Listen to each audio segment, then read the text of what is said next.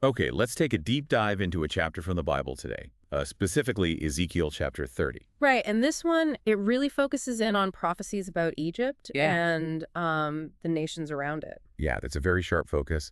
And the theme hits you right away, doesn't it? Yeah. It talks about judgment, a coming day of doom. Unmistakably. That's really the core of it. So our plan here is to kind of walk you through the details, the specific pronouncements in this chapter. And see what it's actually saying. And like Ab- you said, it doesn't waste any time setting that grim tone. no, not at all. It opens with this command, wail and say, alas for that day.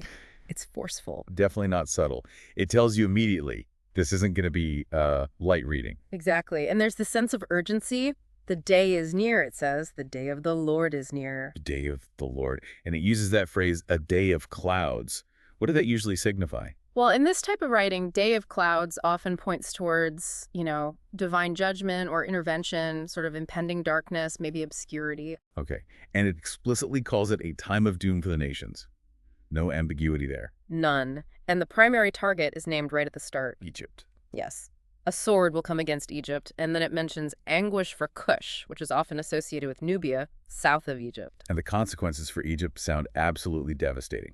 The slain falling, wealth carried away. Yeah, foundations torn down. It really paints a picture of complete dismantling, doesn't it? Total collapse. Yeah. But it's not just Egypt in the firing line, is it? No, that's a key point. The focus widens pretty quickly to include Egypt's allies, or maybe those perceived as dependent on it. Right. It lists them out. It does. Cush, again, put Lydia, all Arabia, Libya, and interestingly, the people of the covenant land. That last one definitely stands out. What do you Wow. make of that inclusion?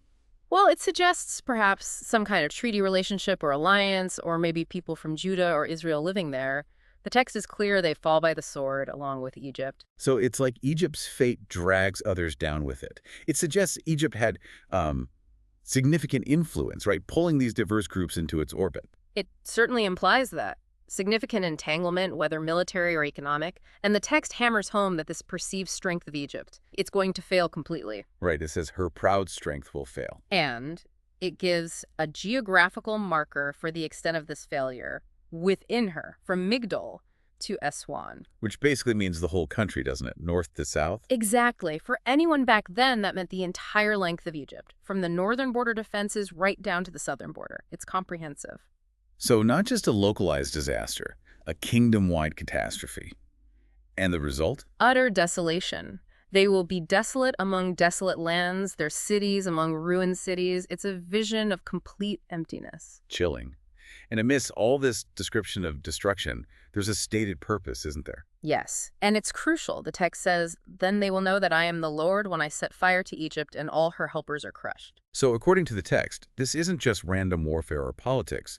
It's framed as having a theological point. Precisely. It's presented as an event intended to reveal the identity and power of the one orchestrating it, the Lord. History, in this view, serves a divine purpose. Okay, so if this is the predicted outcome, how does the text say it will happen? What's the mechanism? It's very specific here. It names the agent. I will put an end to the hordes of Egypt by the hand of Nebuchadnezzar, king of Babylon. Babylon.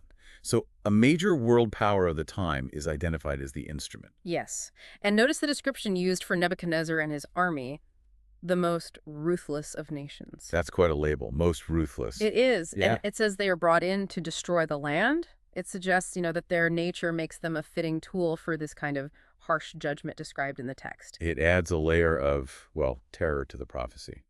And their Actions vivid and brutal. They will draw their swords against Egypt and fill the land with the slain. It's a graphic image of conquest. underscores that ruthless description. And the text seems to link Babylon's actions directly to divine actions. It does. It says, I will dry up the streams of the Nile and sell the land to evil men. By the hand of foreigners, I will lay waste the land. Drying up the Nile streams. I mean, for ancient Egypt, that's catastrophic, isn't it? Absolutely fundamental. The Nile was Egypt's life. Agriculture, existence, everything depended on it.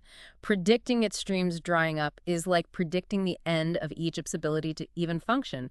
Its economic and environmental collapse tied directly to the invasion. Wow. Hitting them right at the core. Right at the core. And then you get that powerful, definitive statement, I, the Lord, have spoken. It seals the pronouncement. Okay, so from these broad strokes about Babylon and the Nile, the prophecy then zooms in, doesn't it? It gets very specific about places within Egypt. Incredibly specific. Yeah. It's not just a general doom. It starts naming cities and regions which would have resonated strongly with anyone familiar with Egypt. And that specificity makes it feel much more concrete, I suppose. Where does it start? With Memphis, a hugely important ancient capital, a major religious center. The text says, I will destroy the idols and put an end to the images in Memphis. So a direct strike against their religion, their gods, their sense of identity and protection. Exactly. And then it hits the political structure.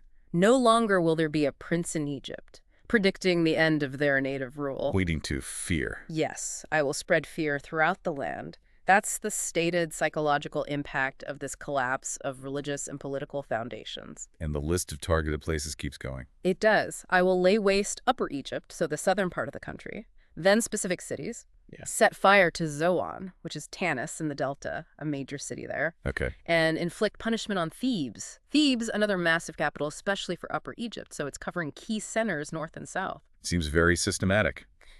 Any other places mentioned? Yes, it continues. I will pour out my wrath on Pelusium, the stronghold of Egypt. Pelusium. That was a key fortress, wasn't it? Yeah. On the eastern border. The key fortress, sort of the gateway for invaders coming from Asia. Targeting Pelusium means breaching Egypt's main line of defense. Makes strategic sense within the prophecy's logic. Right, and it says God will cut off the hordes of Thebes, maybe its population, maybe its armies. And the descriptions of what happens in these places are, well, quite graphic. They are. Pelusium will writhe in agony. That word writhe, it gives you such a visceral image of suffering. Yeah, it does. And Thebes. Taken by storm suggests a violent assault, a sudden capture. Memphis, it says, will be in constant distress, ongoing hardship. It's trying to paint a picture of real suffering for you, the reader or listener. Definitely. And it doesn't just focus on the cities as places, but the people in them. How so? It mentions the young men of Heliopolis and Bubastis will fall by the sword. Heliopolis, another ancient religious center. Bubastis, known for the cult of Bastet. So the loss of the next generation, the fighting force. Exactly. And it adds, and the cities themselves will go into captivity. So not just death and destruction, but exile for the survivors. Another layer of devastation. Loss of freedom, loss of home. Then there's Tapanis. It mentions a dark day at Tapanis. What's significant about that? This dark day is linked specifically to when the yoke of Egypt is broken. That means the end of its power over other places, its regional dominance. Okay, so its imperial power ends there. There, her proud strength will come to an end. And again, that image of darkness. She will be covered with clouds. And her smaller towns, the villages, they will go into captivity.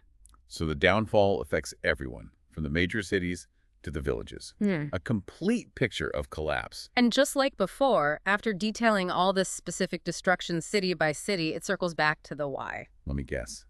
Then they will know that I am the Lord. Almost verbatim. So I will inflict punishment on Egypt, and they will know that I am the Lord. It's that constant refrain, anchoring everything to this stated purpose. Okay, so the chapter isn't done yet. It shifts focus again in the later part. Yes, it narrows right down to Pharaoh himself, the king of Egypt. And it even gives a specific date for this oracle. A date. In the 11th year, in the first month on the 7th day, placing it very precisely in time, at least from Ezekiel's perspective, as presented in the text. And what's the message about Pharaoh? It uses this really potent metaphor about his arms, symbolizing his strength, especially military strength. It says his arm is already broken. Already broken. So weakened even before this final judgment. Apparently so. And crucially, it has not been bound up for healing or put in a splint so as to become strong enough to hold a sword. He's depicted as already incapacitated, unable to fight effectively. That's a strong image of powerlessness, and the prophecy builds on that. It does. The declaration is blunt. I am against Pharaoh, king of Egypt, and then I will break both his arms, the good arm as well as the broken one. Both arms, so any remaining strength is going too. Exactly, and make the sword fall from his hand. Utterly disarmed, completely neutralized. And what does this mean for the Egyptian people, according to the text? The direct consequence stated is dispersion. I will disperse the Egyptians among the nations and scatter them through the country. Exile again. Not just defeat, but the scattering of the population. That sounds like the dissolution of the nation itself. It's presented as a very final, comprehensive judgment, and then you get this stark contrast drawn. Between Egypt and Babylon. Yes. While Pharaoh's arms are being broken, the text says, I will strengthen the arms of the king of Babylon and put my sword in his hand. So Babylon is empowered as Egypt is disempowered. Precisely. And Pharaoh's reaction, he will groan before him like a mortally wounded man. A picture of complete defeat and agony, Babylon's arms strengthened, Pharaoh's arms falling limp. A total reversal of fortune, orchestrated, according to the text, by this divine power. And one last time, this specific action-breaking Pharaoh strengthening Babylon is explicitly linked to that purpose we've heard again and again. Then they will know that I am the Lord. When I put my sword into the hand of the king of Babylon and he brandishes it against Egypt, it couldn't be much clearer in its claim. And it immediately repeats the consequence for the people. I will disperse the Egyptians among the nations and scatter them through the countries, reinforcing that point about exile. And then the final line of the chapter hammers it home one last time. Then they will know that I am the Lord. It really brackets the entire prophecy. So if we pull all these threads together from Ezekiel 30, what's the picture it paints for you? It's this incredibly detailed, almost relentless vision of judgment against a major world power, Egypt, and its whole network of allies. And it's not vague. It names specific cities: Memphis, Thebes, Pelusium, others predicting destruction across the board, hitting religious, political, and military centers. Right, and it names the instrument Nebuchadnezzar's Babylon, described as most ruthless. They're depicted as wielding the actual sword of judgment. Even striking at the Nile, Egypt's very life source. And through it all, that recurring explanation. This is happening, the text claims, so that everyone involved, the Egyptians, their allies, maybe even the Babylonians, will know that I am the Lord. When you think about Egypt's status back then, this kind of prophecy about such a powerful ancient nation, it really touches on big themes, doesn't it? Power, vulnerability. And the text's claim about divine action in history, the idea that even the greatest empires are not ultimately in control, that history is being steered towards this specific outcome of revelation. Yeah. And the sheer scale of the destruction described, the agony, the exile, the broken idols, the dried up rivers, the text uses such visceral language. It forces you to confront the severity of the message. It's definitely not abstract. It's a very concrete, stark, and frankly brutal vision of an empire's predicted end as laid out in this chapter. So wrapping up our deep dive into Ezekiel 30, we've seen this intense prophetic vision, the downfall of Egypt and its allies, detailed destruction, Babylon as the agent. And all of it framed by that repeated purpose. Then they will know that I am the Lord. So here's something to consider, thinking just about what this chapter presents. You have this prediction about a mighty empire, ancient Egypt, facing utter collapse. What does this specific prophecy, with its constant refrain about revealing the Lord, suggest to you about the forces that this text claims are really driving history and deciding the fate of even the most powerful nations? It's a challenging perspective on power and purpose presented in this ancient text.